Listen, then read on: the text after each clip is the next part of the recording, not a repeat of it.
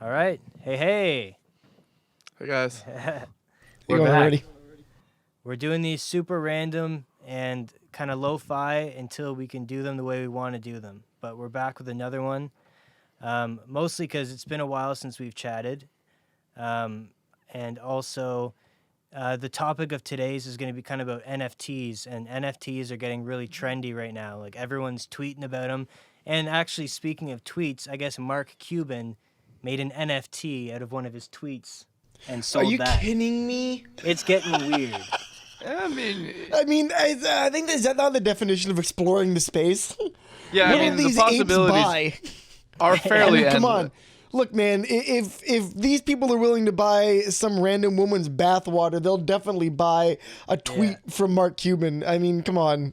Yeah, Tim Dillon was joking around. He's like, these man, if old billionaires like of the day were alive today, like they're have some of them had horrible things they did, but they'd be like, they built railroads, they built oil industries. Now guys are like doing GIFs and selling them for NFTs and making millions. Like, it's the way to be a billionaire has completely changed. Can you theoretically do it with like intellectual property? Like, could comedians, Yeah. like theoretically from now on, every joke they write, boom, it's there. It's proven that they wrote it at that time. They were, and then they could sell it going forward to like, movies and TV shows that want to use the same sort of like premise for a skit or a joke, or they want to use that exact joke or whatever. Oh my God, that's actually a genius way of literally cutting the middleman out of all copyright bullshit. Yeah. Congratulate. There's irrefutable proof that I own this. What are you going to do about it? And that's kind of, I think, that's the main kicker, I think, because what I guess, we'll just dive right into talking about it, because there's no real point in talking about maybe the technical aspects of it, because once again, we're not a technical. We should probably define what we are talking about. That's true. We just jumped into Mark Cuban. So an NFT, you said like dumbing it down. I was like, man, what's the best way to describe that? And it's, if cryptocurrency is in fact the currency, NFT is the product with which you can purchase it with, specifically within that cryptocurrency. Like I don't necessarily, especially say like you were talking about Mark Cuban in an NFT, that would be an Ethereum if I'm not mistaken, right? Is what he used? Yeah, because of most things are built on Ethereum, just because it's the most developed blockchain. I would argue all of the relevant NFT marketplaces currently on Ethereum. Other blockchains are building it, but it's not. It doesn't have the longevity. Like, some of these NFT marketplaces have been around for years, and they're just getting popular now, and people are jumping in and all that kind of stuff. It's starting to get the mainstream attention, isn't it? That was actually, so yeah, and NFT stands for a non-fungible token. So I guess someone that, like, we're not economists, but a fungible token would be something like a dollar. Yeah, a dollar or a Bitcoin, something that you can split up and trade, and it's more, I guess, something that's stable, that has like an irrefutable price or an irrefutable value, so that you can trade it for the same thing. So if I gave you $1 and I was like, I want 4 quarters back, we both are in agreement that those things are the same. It equals the same amount of stuff. So like, those are fungible things. Something that's like non-fungible would be like a mortgage. Yeah. Because it's at a certain value when you buy it, and then according to the marketplace, it'll either increase or decrease in value. And it also is subjective to the person or the people buying it. So if someone finds the neighborhood. Talk into your microphone. My apologies. Yeah. We're not wearing headphones, so we can't tell when we go off. That's why I was just adjusting my mic as well. Couldn't hear anything. Anyways, so I'll go back. So yeah, a non-fungible type item would be something like a mortgage, something that has a value that fluctuates depending on the person or people buying the property, whether the neighborhood's still valuable, they want to live there, what the market's doing, it goes up and down. So it's not always going to be $200,000. That $200,000 house could be $2 million, and then could go down to $0. And obviously the fiat currency it's more stable than crypto, but it's still subject to different inflation and other weird things that can happen. But it's more used as a currency, where NFTs aren't meant to be, you're not meant to have 10,000 of an NFT and trade them without any, like they have their own unique identity. So their intellectual property, their pieces of art, their concept tokens, that kind of stuff. Exactly. Trading cards. We're gonna link. We create a little docs that we kind of base our conversation, kind of guide our conversation. So I'll link some of the articles in the show notes so people can read. We don't need to read off articles. That's kind of silly. Other people can do that. But for the basis of how we're going to be talking about it today, people just need to know, I think, that NFTs are a cryptocurrency asset. So they're a digital asset, but they're not a cryptocurrency. You can trade them for cryptocurrencies, but people perceive their value independently of cryptocurrencies that they're being bought and sold for. They have their own independent value and purposes. Yeah, the game card is a great example. Like if you buy, if I really, Kobe Bryant this year passed away. So if he has a game card or a token, an NFT that's released, that's going to be worth a lot of money to a lot of people. So you've created a demand. So now all of a sudden this thing's worth something. Whereas if I created an NFT with my face on it, it's probably not going to net anything really. So Yeah, and that's where it's getting interesting. And I posted a status earlier on Facebook because I guess I'm still a boomer. I don't use any other social medias. I just post on Facebook. But I obviously we're new, and that kind of goes into one of the questions we had here: how we first heard about crypto and how we first got into it. I just started reading about it this year, so I don't really know a lot of technicals. Yeah, I'm losing where I was going to. Well, I say like all right. Well, I guess I can say like I've probably known crypto the longest, but at the same time I know the least about it. When I first heard about crypto was way back when I was just getting out of high school. And I had a spare laptop. It was when you could really only mine on a CPU. There was no GPU mining at the time. I was like, well, this is kind of interesting. I'm not paying for power. I live in a dorm. It just does nothing. Here, I'll sit this in the whatever and just let it make whatever money.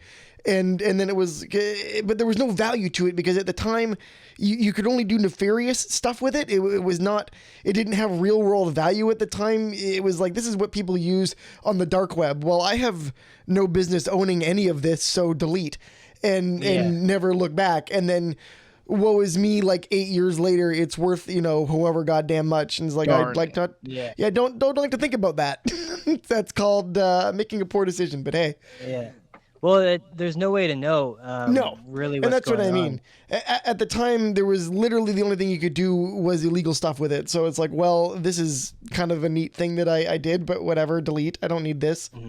Yeah, it was like having tokens at like one of those arcades. Exactly. Yeah. Things here, but like, it's not really worth holding on. So, fun fact: I still have like a bag full of famous players tokens somewhere from the local famous players arcade from when I was a kid. That's cool. Definitely gone after COVID.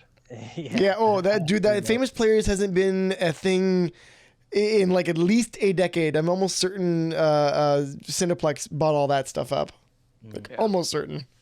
But yeah, I got lost in too many like backstories to back questions to backstories to back questions. But essentially what I lost my train of thought on trying to say was I only really started reading about cryptocurrencies this year. And from what I've understood is that the crypto bubble is starting to happen when people are just throwing their money at stuff with no understanding of what it's doing. Yeah. So I thought the first kind of sign of that was the Dogecoin thing where people were just like Googling, how do I buy Dogecoin? They didn't really care about how cryptocurrencies work. What is Dogecoin? That wasn't their first question. It was just like, how do I buy it? Yeah, exactly. They didn't even want to know what it was. They wanted to buy it because Elon Musk wanted it. So that was, to me, I was like, ooh, is this bubbly? But that ended up just kind of being, just a fun little weird thing. That's just how crypto works. For sure. And now this NFT thing is the second time I've looked at it and been like, people are just throwing their money at things that I don't think they understand. Like, there's people like Logan Paul releasing NFTs that are instantly becoming less valuable than they were sold for because it's just the economics of how they were released, and like there's no real, like I guess to go into one of our our articles, Kings of Leon released a bunch of NFTs for an album, but they did it in a really cool way where they had $50 NFTs where you got cool digital art, you got a vinyl record version of the recording. Like a physical? Yeah. Oh, sick. You got you got the digital download, and you got this NFT as like a collectible that you could then trade for the future. And the percentage of the proceeds of every time that trades, as it may go up in value, may go down, but every time it trades, a percentage goes to a charity that they've decided. That's actually really cool. It is. And then they've made a golden ticket one, which they made crazy on purpose just to kind of promote the idea. And I could be getting this wrong because I was just reading the article not long ago, but something along the lines of you'd get like 4 front row tickets to one concert a year with like full concierge service. It's like a full like VIP package if you hold this NFT token. And what's really cool is it's literally impossible to forge. It's safer. Yeah. Like this may be a way to prevent scalping as well, because you can have it really, I think, like you're saying, cuts out the middleman of some of these transactions and some of this copyright stuff. And I think will allow people to have a more direct ownership of what they want, and to their content creator, to the fan base, a direct connection instead of having to constantly go through these people that are grabbing little bits along the way. Well, it eliminates the risk of I was gonna say copyright, but that's not the word I'm looking for. Fakes. Right? Like having like oh man, I bought this cool ass t-shirt. Dude, you just bought like a forgery. That's what I'm looking for. Right? Yeah. So you think you're buying your favorite band merch, and really you're just buying it from some dude who's been scalping it off of their stuff off of Instagram, outsourcing it to a guy in Kazakhstan who then outsources that labor to China, and congratulations, I make t-shirts with this band's logo on it, and I make $5 a t-shirt. You know what I mean? And this... I would say, well, this sort of thing would lead you to be like, no, can't do that. There's no way to copy this because it's literally this unique thing. Same thing would work with tickets. And I was just going to say hardware wallets, right? So the idea of a hardware wallet being like, well, that's a safer way to store all that information. And I literally can disconnect, and it can't be hacked. It's literally the most secure thing you can possibly do. It's all been, I believe all the issues have been, obviously I think there's some glitches of things, but most of it's user error. But yeah, most of it's people forgetting passwords and stuff. Well, I think it's interesting too that they're choosing to give out a physical record, which like in and of itself is an NFT. In a way, is a non-fungible token, because like if you have a record that was pressed 10 years later, it's worth $5. If you have the first edition of that exact same record, that's worth a lot more money. If it's in pristine condition, it's worth even more money. If it's signed, it's worth even more money. It's like that record's now authenticated with an NFT. So going back to your t-shirt example, you could have the t-shirt in every way be identical, but you'd be able to tell what is the fake because the real is authenticated by this NFT. Yeah. It's really interesting too. Yeah, so they're taking like a physical, like an NFT that existed before, decentralized everything. But so they're now putting it onto the blockchain network, which is just like a really weird, idea to take a physical and then make it into a digital, but then give it back. It's still associated. It's still associated with physical, which is kind of cool. Yeah. So, Skimmer, this one's going to be... I feel like our first episode we did was super smooth. It might have just been beginner's luck. But I guess it's also because I was right up against my computer, so I was more in my own pilot zone. So I'm trying to look with old man eyes at my notes here. I guess before we kind of get more into NFTs, I don't like super editing stuff. I think we might just keep these all run-of-the-mill and not... Until we start doing a real studio thing. And just kind of let them do our thing. Yeah, it's kind of move all over. So before we continue with NFTs, a big thing about the Creatives Talk Crypto podcast is obviously Theta. So we wanted to give a little Theta update because I think last time we did our episode was maybe a month ago or 5 weeks ago. And there's, I think, roughly 10,000 edge nodes. And since then, there's now 15,000. So that's a massive growth, super fast. Why that's significant is... the more edge nodes on the network, the larger jobs that Theta can start pitching to larger companies because the network can support And that. handle it, yeah. Yeah. And what's kind of cool is Theta just announced a new. It's not a new partnership, but they officially announced their partnership with Sony. So That's got a lot of legs, man. That's really interesting. Oh yeah, Well, that's where the NFTs are going to be apparently huge in the video game absolutely. sector. So They're the biggest thing Smart outside of partnership. art Games. right now is games and virtual land. There's a really popular crypto game I was called reading about that. Decentraland. Oh, It's yeah, kind of yeah. like You were a talking about Second that. Life. So there's some interesting stuff. yeah, you like can that. buy plots of land in it, and then Yeah. it's really interesting. Once again, obviously, you guys know I love Tim Dillon. He's hilarious. He's like, yeah, you can't buy property in real life. Buy it online. Like, this is the world we live in now. That's how I have my sense of ownership. Yeah. Well, what's the joke? Video games allow you to escape the things and do what you can't in reality. Yeah. Buy a home. Yeah, exactly. It's Own wild. It's land. not, as much as it's funny though, some of these fake plots of land are going for hundreds of thousands of dollars worth of ether. which you could then trade it's for real insane. money. It's insane. That's wild. I mean, and this truly isn't like rich that people new, having man. In a way, so I don't know if you guys are familiar with the video game Eve. This really ties into this. Eve is No, a massive multiplayer online space game, but Okay. unlike any other MMO, it actually, in fact, has a real-world dollar value equivalent to their in-game currency, not set by whatever some troll is willing to mine in gold, like World of Warcraft or whatever. Right. Because you can pay for your subscription to play the game with in-game currency at a set value. But this But game that actually has a does that too, fluctuating economy. So Right. at the same time, that value changes, which means Okay. your real world value of ISK actually can equal real dollars. And there was at one point that people were actually paying themselves out by selling privately mined pilot license and do a whole thing. But like the whole point of it, that's basically the same concept of these NFTs. They more or less have to do that within this game in order to ensure that the in-game guilds can't just steal trillions of That's what I was gonna say. in-game Who is dollars. setting the price of They have to set, well, the players set the in-game, price. Mm-hmm. Exactly. So they actually have to have an economy manager that sets a market Right. cap. Otherwise, they would just balloon into insanity and crash the Yeah. game. And that's the Yeah, thing. which is That's the whole immediately reason they thought of the want- whole idea of NFTs. They've Yeah. already been doing that in order to cap the market in Eve, which is kind of crazy. It is really cool. A lot of this, even right down to blockchain, didn't get invented for Bitcoin. Blockchain technology is not, it's like a 50-year-old technology.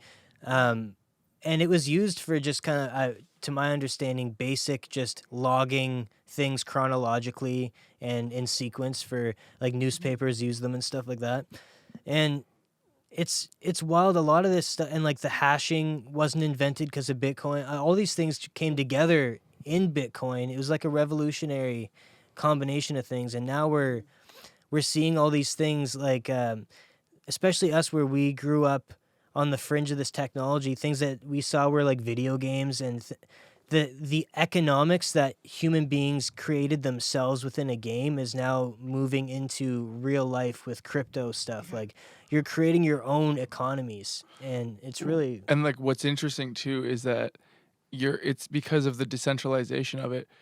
There's no one can take that away from you. So like the game that Drew's talking about, if the developers decided to like, you know what, we're out of here, they can just take all of that money and they're gone, and you have nothing to show for Yeah. that. Or you know, if everyone decides to leave the game and that it's worth nothing, you can't hold That's on it. to it. Exactly. You know, it's all of its value will be gone completely, and you've so got no on a control over decentralized that. platform, Yeah. you actually have control. You have the item, and yeah, I think it's a really great idea. I recently, going back to Theta a little bit, we're eventually going to be live streaming on there and doing a lot of fun stuff with musicians, which will bring a lot of cool opportunities for NFTs. I recently watched the NASA Rover launch on Theta. And because I was watching it on Theta, they had a limited time NFTs they were giving away as a badge and as an emote.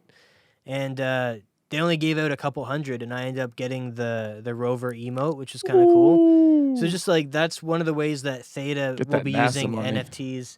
Well, like those probably won't be worth any anything. They're just for fun. They're to use as an emote within Theta.tv like you would Twitch. So if we wanted, which I think would be great once we start streaming on there, we can create NFTs that we just release for fun, just for people that watch, just to use as emotes. And then we can release NFTs that are in partnership with certain artists, musicians or artists that we have on the show, and they can do an NFT piece in partnership with us, and we can auction it off, and we can do a lot of fun stuff there as well. Which Man, is super artists cool idea. that create the emotes could actually have credit for it, and then they could create sets, and then every single time that it's downloaded, they're given Yeah, we a could slice of the pie. We could. I don't know like how a it. keyboard set. You know what I mean? How you have like you can do it right now. You can download different keyboard sets with different stickers and different whatevers on it. Yeah. So if you did that with an NFT, like the actual artist who designed the whole thing would get all of the benefits and all the proceeds, and it'd be trackable, and that'd be a much better way to do it. Whereas like right now you have to put it through the marketplace, and then if any of the stickers offend anyone, it's taken down, so you can't. Again, the decentralizing is allowing a lot of. It'll be interesting to see, because one of the downsides of Ethereum is because it was like the first of its kind. It gets bottlenecked and the fees get crazy on it. So in order to, it's not realistic. It's not scalable. It can't get any bigger. It's having trouble with how big it is now, let alone getting bigger and busier. So it'll be interesting to see how these other blockchains use NFTs in their own systems. And what's cool about the whole crypto space is even Theta, like sometimes you can get confused. I often get confused talking to people about it. As much as Theta is a company, it's an open protocol. It's not meant to have its own personality. The reason it has its own personality right now is because it's so new. But in full practice, it's going to be seamlessly integrated into so many different things that it's not going to. It doesn't care what goes through it. It doesn't. So people will make their own software using Theta and NFTs, and it'll have nothing to do with Theta Labs at all. It'll be another developer using the protocol. So it'll be really cool. I think as of right now, obviously, because Theta Labs, Theta TV, all that stuff connected, the NFTs are mostly going to be for emotes and stuff like that. But until someone comes along and starts building some stuff on Theta, like a live streaming platform or something that, anything's possible. Yeah. It's an open market, right? They're creating their own NFT marketplace sometime in 2021. So hopefully it will compete with I think Rarible and OpenSea are two really popular Ethereum NFT marketplaces.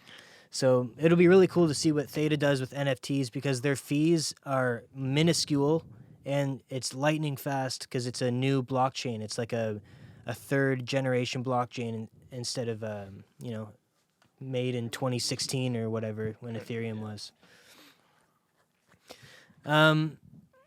So let's see what we've got here. Also, we were talking about that PS5 thing. We talked briefly about this, but I think my suspected idea is cache nodes, right? Because you can directly live stream from most consoles now, especially on the PlayStation 5. It should obviously be able to direct live stream out, but using that as an offload for other people. I'm not live streaming, but there's a bunch of PS5s around me, so we can offload some of that workforce on these guys that have their systems on, but not necessarily running them at full potential.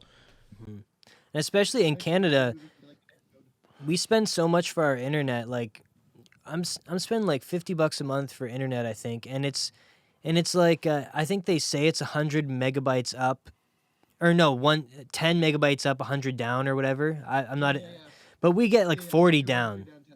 We get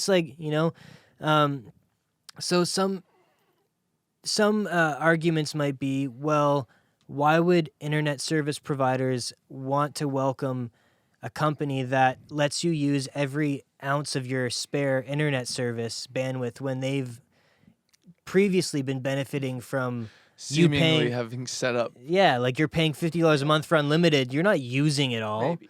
But the idea is that Theta, the protocol is so efficient that it's actually going to be in internet service providers' best interest to also adopt it and save money that way. So I think that's kind of a cool mentality they have, is It's very symbiotic. Yeah. Instead, they're not trying to take out anyone. They're not trying to be competition. They're trying to integrate in and be what's needed. And I guess I don't have the article up here because I just saw it in a quick podcast thing. But there's been some government mandates for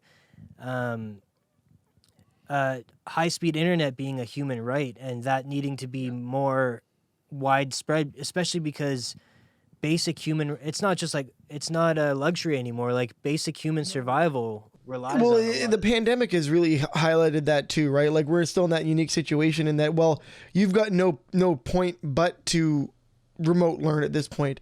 And if I live way out in the boonies, I don't have internet, I'm toast. Yeah. Nothing I can do about that. What do you want me to try and Skype in on dial-up? Thanks, but no thanks. Yeah, and even previously to that, like I remember when I was going to get hired at the bank, you would walk in with your resume, your tie on, you're ready to go, you greet your boss, and then they're like, "Oh, it's really nice that you came in. Thanks for the effort. Unfortunately, we don't have any control over that, so I'm gonna put your resume over here. I'll maybe talk to the boss, but have you tried applying online yet?" And you're like, "Yeah, I thought that maybe coming in here would do something."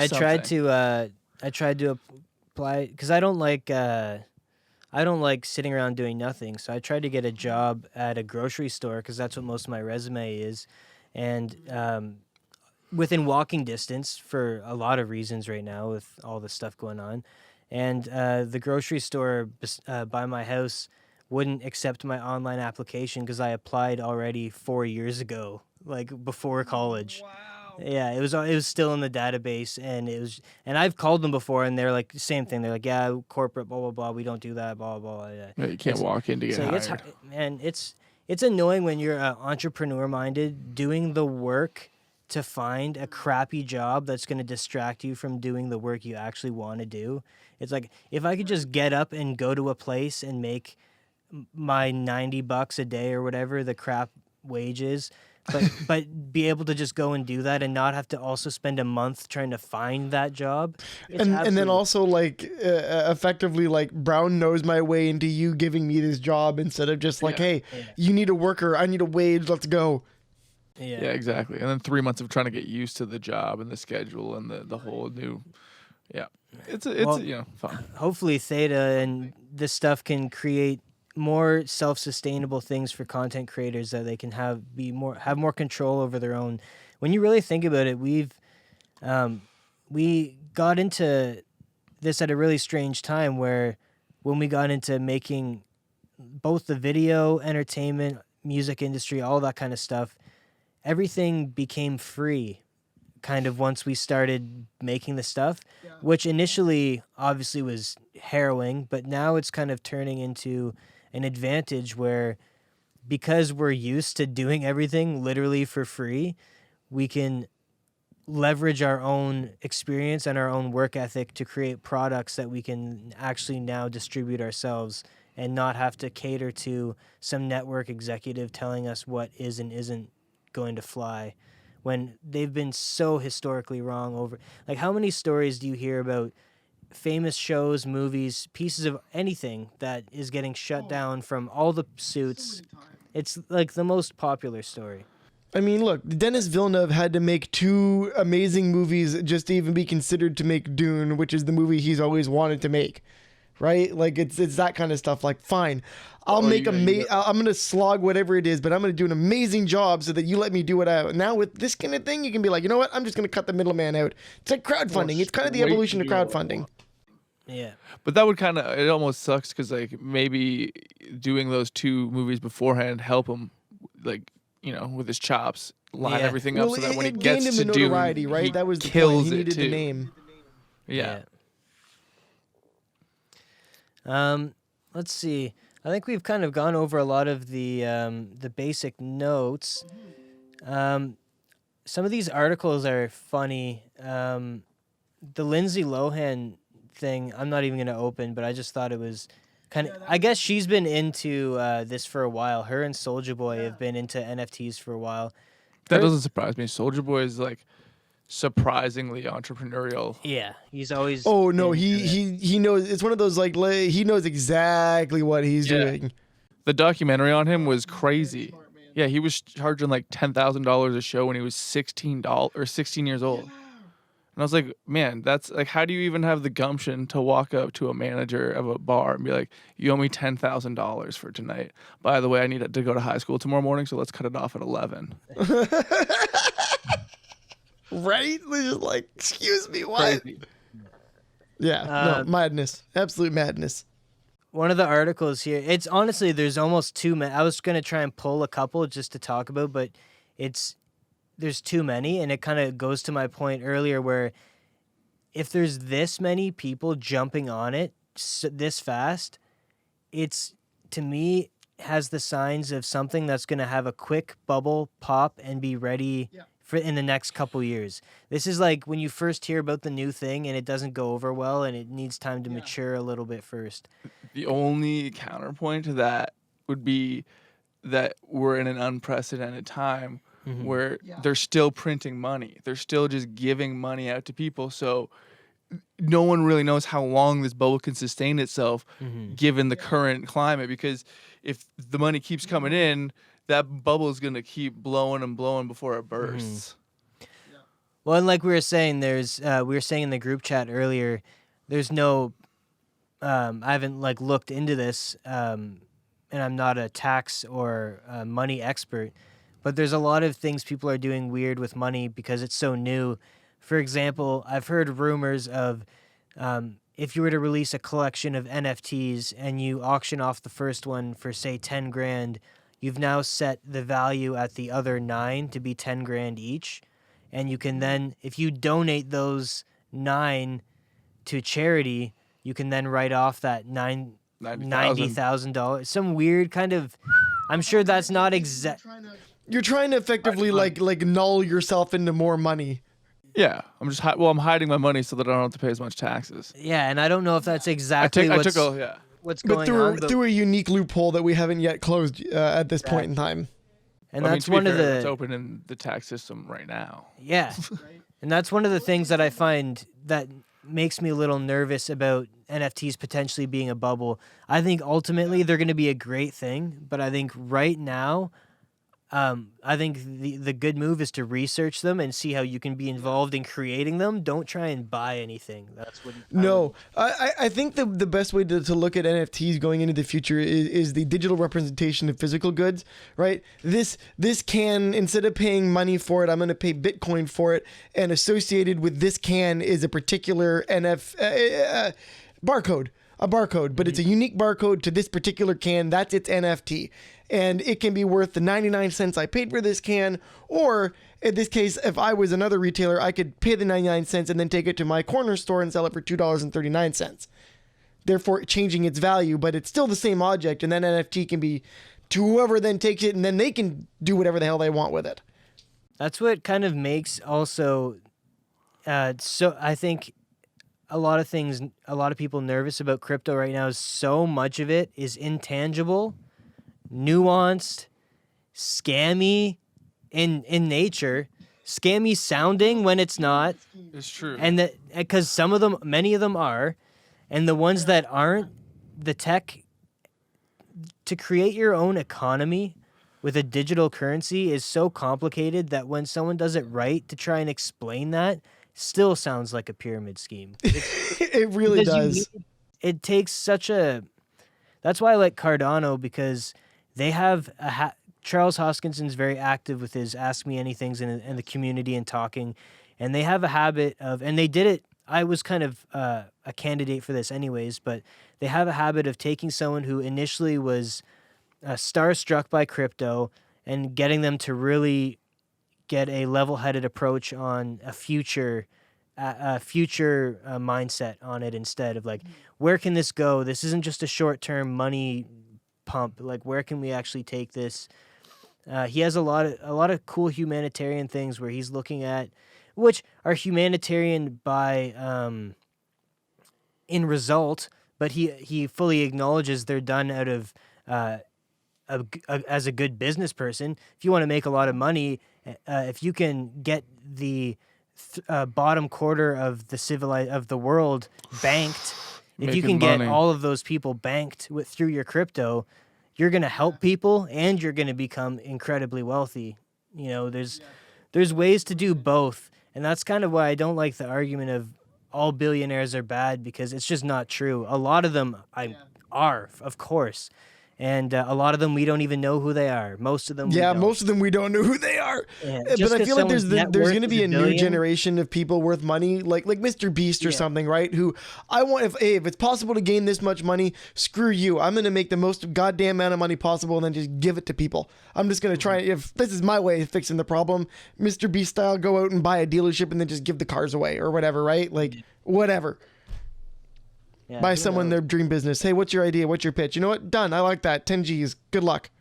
It's it really tickles like the anarchist punk type part of my brain, where anti-establishment, like, you know what, we're gonna do this ourselves, and we're gonna do this with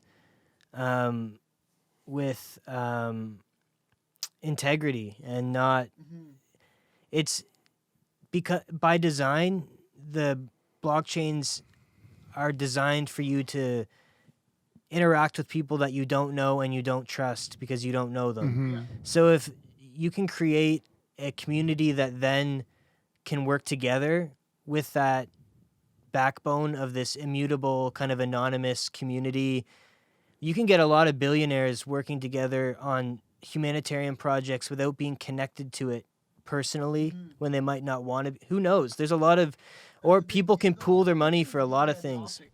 Like some people are like, man, I really want to do that, but I don't want to deal with whatever the media crap storm is that's going to be me doing this. So, But through something like that blockchain technology, you could just be able to do that and not have to be like, hey, why is he doing this and not this or whatever, right? Like the way I think a good example would be Bill Gates and doing malaria research. Like, well, why is he doing malaria research instead of Ebola research? I don't know, man. You have to ask him that one, you know? Yeah, He picked malaria. That's just what he picked. Those guys are the billionaires that are easy to create a supervillain status around because they do a lot of weird stuff and they're so in the They're just weird personalities to begin with. They're very already in the like public eye. introverts. But anyways, I've got a sheet open here as we digress. That's kind of the that's the ethos of crypto though, is we're spitballing. That's kind of what this podcast is until we have musicians on too. And even when we have them on, we're going to be spitballing with them. Like, what would you guys like to see out of an NFT or a Theta? How would you like to use crypto? What do you even care? And if you don't, how can we, like, what services do you care about? And then we could explain how actually crypto does involve those services. Like, there's a lot of ways that we can talk about this stuff. There's this site called FYOOZ, FYOOZ, and I guess they're an NFT marketplace, and they're doing something called event, where I'm scrolled all around it. Celebrity beer pong. Yeah, celebrity beer pong with Post Malone specifically, but they're, I guess I can't find what they called them, but event-based. Event tokens. Yeah, so like you or experience NFTs. That's what they are. So it's beyond even concert. Maybe it would involve a concert ticket, but beyond that, it's just an experience. So Backstage Post Malone's passes and stuff, experience basically, yeah. NFT involves beer pong. But you could have an experience NFT being like a songwriting circle with a bunch of your favorite songwriters. Like, there's a lot of cool things. A cool idea, actually. Yeah, I wonder how that would work, because it would, it issued once, it wouldn't really trade after that. It wouldn't really have a whole lot of value because it would be a one-time class. It would depend. I haven't looked into these. Yeah, it would depend how they set up. Maybe the experience happens once a year, or they would have to figure it out, because the idea is, or maybe once the experiences stop, then the token loses its value. That's what I mean. That's value. kind of the idea, the ultimate idea of it, besides having continuous value, is a secured transaction piece, right? A unique barcode to that particular item, experience, concert ticket, whatever. Like an experience NFT almost seems like a contractual backstage pass. Like, this is all you're getting out of the backstage pass. This is what we're doing, kind of thing. That's definitely the vibe I get from that. Yeah, it doesn't seem nearly as cool as all the other stuff we were just talking about. It seems. Okay, actually, this is a little bit different, and this is how they do it. This is kind of interesting. they have you purchase their NFTs and trade in those NFTs for the experiences. So instead of having, they're creating, they're almost fungible, but they're not, because they're like the famous what were we saying, famous Right, players yeah, token. Yeah. That's Basically, that's essentially what they're it is. tokens. Like, so instead of them all being unique instead of buying like the Post Malone NFT and it being a digital art Post Malone thing, you hang out with them. No, you have 1,000 of whatever their FYOOZ NFT tokens are. NFT tokens. You trade those in for the experience. For whichever one you whatever. can choose. Like if you want to go see Lil Yachty instead of Post Malone, it'll be a different price, and it'll be right. Yeah, it's a lot of these things will probably end up being ridiculous, But that's how they'll recycle the NFTs, because they'll just recycle the artist. As soon as the artist is out of phase, then he's no longer. They'll just pick up the new one. Yeah. And then the NFTs will keep the same NFTs will keep trading, but for different experiences with different artists. It's wild because we're especially all of us are near 30, if not 30, if not just over 30. So we have this. You don't have really, to specify. It's fine. Well, no, just the experience of just the I'm trying to put into.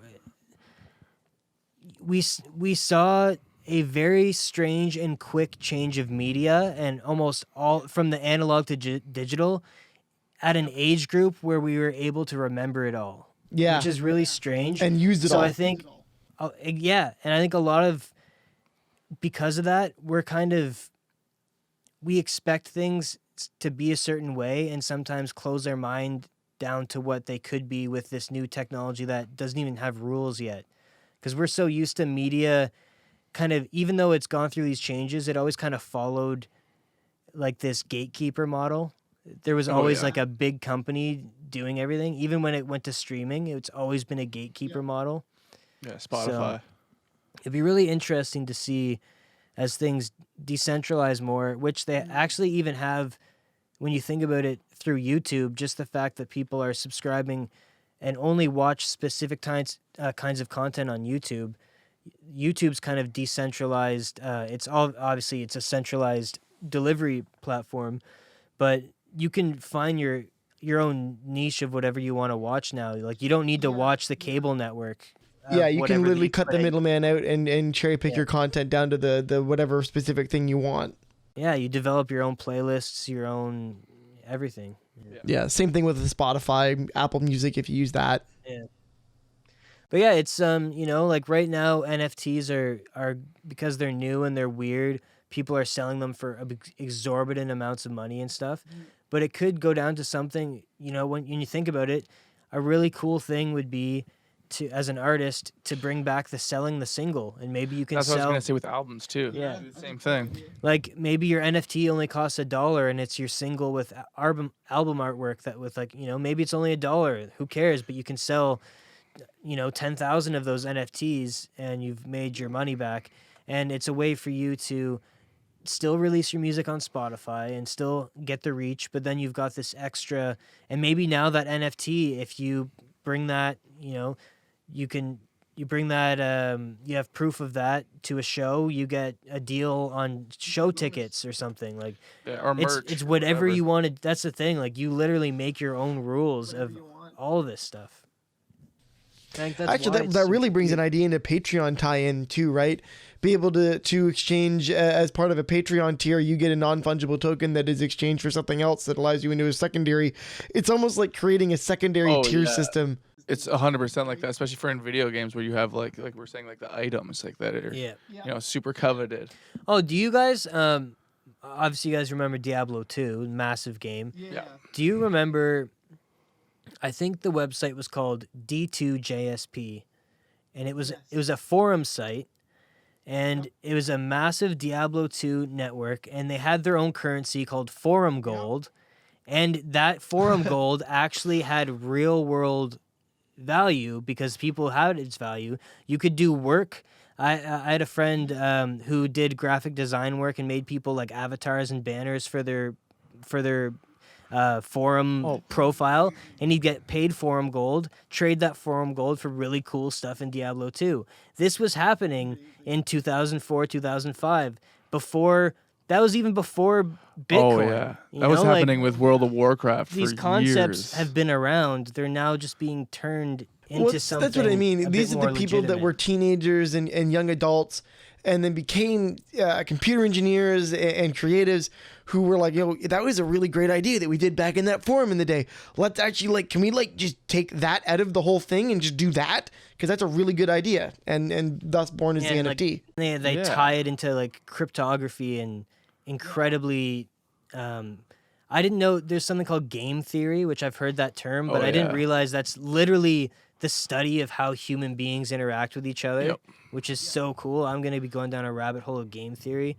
So that has like crypto in a way is more thought out, more thoroughly thought out than our current economy. It's just the reason we have this economy is it's just an old system and it's been established for so long and held Well, there's in a place by huge infrastructure yeah, in place exactly. that cost it's billions. it's strange.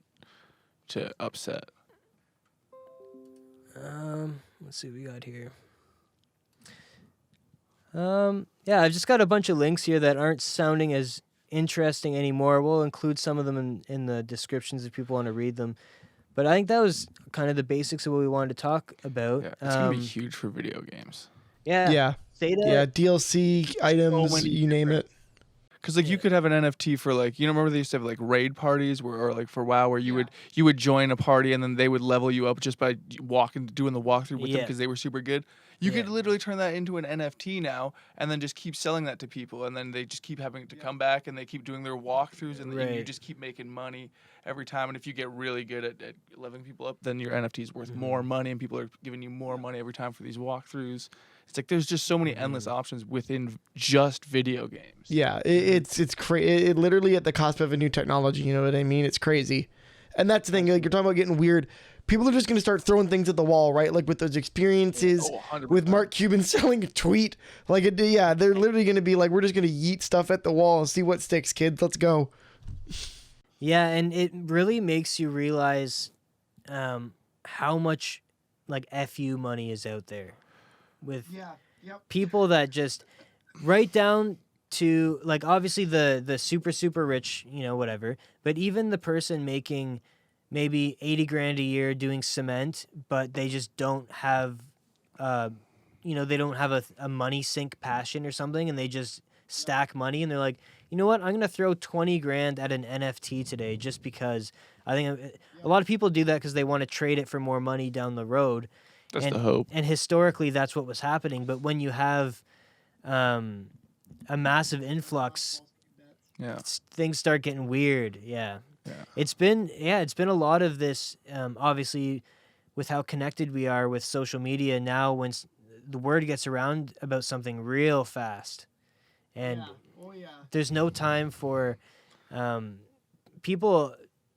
First of all, often don't even care to know about what they're talking about before they start talking about it. Oh yeah, there's no chance for a second word. But even then, it's like you then add something that's kind of nuanced and complicated, and then it's just now like I really don't know when. I think crypto will be more mainstream when you don't have a mini panic attack every time you do a trade. Yeah. When it's like, because I feel pretty comfortable with this. I've only been doing it for a couple months, but I feel pretty comfortable. But whenever there's a little sound effect one of the wallets does, whenever you send money out of your wallet, it gives you a whoosh sound, and it's just the sound of like the rug being pulled from out of your feet, and it's like, oh my god. I really hope that went to the right wallet. Yeah, it's That didn't go to the right wallet. Looking at my mining rig, I've just over the course of the last show, because of the way that the price is currently fluctuating, it's gone from anywhere like an average of like a couple of dollars to like less than that over like the course of an hour. Like, hey, it's not, it's worth this much. Imagine you have like a couple $1 million stocked into this thing. Because those price fluctuations would feel real at that. Yeah. At that point. It's like an r/Wall Street Bets on Reddit. Go watch people's tokens on that. Just like yikes. Yeah, and obviously, this is more of a talking about creative stuff podcast. But as far as Theta's concerned, what's kind of cool is you don't need to buy anything to start using. That's the best part. I released like a little video, just a solo one, I think last week or a week and a half ago, doing a little overview. I'm going to do another, because in that video I kept saying, oh, I'll just link to videos of how to download an edge node and make a wallet. And then after I started looking for them, and a lot of them, either they just weren't good quality, or they were old and things have been updated and look different now. Or the person said some things I don't agree with, like the one guy said when making a wallet, he's like, and just screen capture your seed phrase. I'm like, no.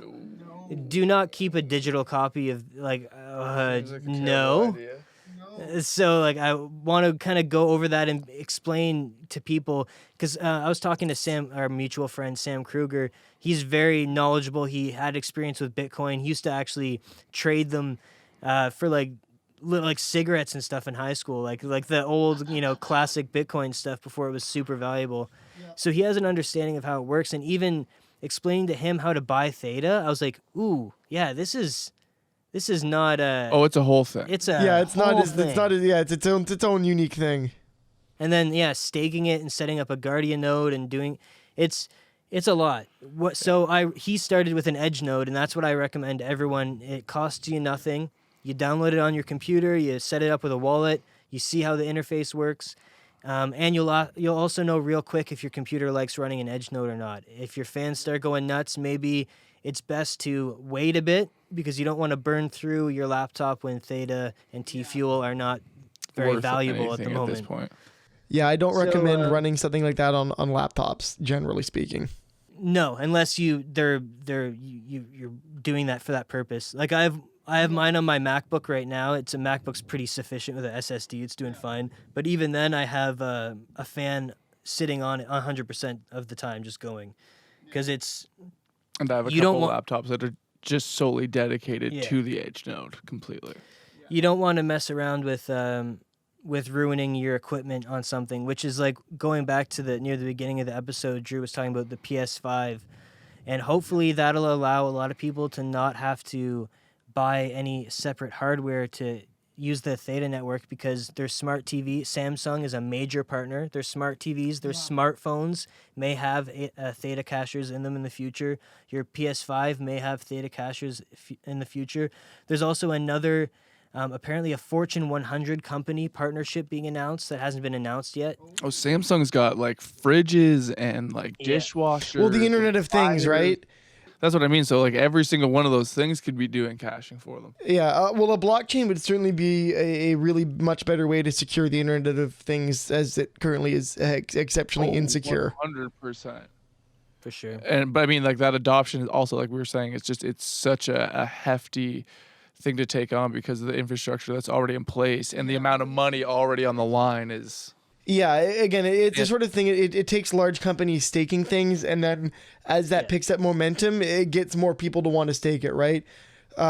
Just in the last month, there's been 2 or 3 large studio announcements that have joined Theta in terms of network partnership, and I feel like that's only going to grow as more and more studios jump on board, more and more content creators will want to jump on board, and et cetera, et cetera. More people will build Guardian nodes and more edge nodes, and the network grows, et cetera, right? Oh, yeah.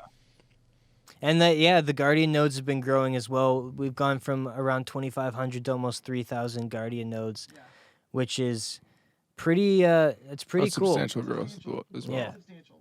It's well, like I was pretty reading more into the NASA partnership, because that's one of the things I thought was really, really interesting, is that they're not just looking to be like their content created and broadcast. They're also looking to be able to use the Theta network for edge computing, right?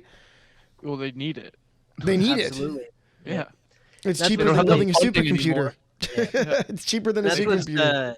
That's what's cool about Theta Edge Node as well, because it's in its beta right now. So you just have Theta Edge Cache or Theta Edge Compute. But I'm assuming in the future, under the Theta Edge Compute, you'll have a variety of options that you can either keep on or off based on the system that you're running. So if you're running a kind of a mid-range server that's not gonna crunch crazy GPU or CPU, maybe you just have video transcoding jobs and edge caching turned on. And then if you have something with a beefy GPU in there, you do some like big stuff, like some rendering or something, or have a nice little AI Threadripper machine rig. learning. Yeah, exactly. So it's and with the Raspberry Pi and all these different, I want to start getting a little bit of knowledge about Linux, and because with servers, once COVID's, fingers crossed, everything's getting better and better. The third wave coming, but hopefully the third wave is not reasonable, and we can at least get together to have a server chat, because I want to talk servers with you and kind of get some things going. Yeah, we need to talk a little tech. Yeah, and then hopefully, I guess to wrap up this episode, hopefully there won't be too many of these just brainstorm sessions. Hopefully we'll be able to, I think Mitch Tones will probably be our first musical guest. Yeah, that's most likely. It'd be nice. Yeah, and we'll do some solo artists first and some visual artists that do digital art, and we'll try and experiment with all using Theta Network and just really using it and having fun with it and trying to make it what it's supposed to be, really. Explore the space, as they say. Yeah. But thanks for watching Creatives Talk Crypto, guys, and we'll see you next time. Peace. Peace.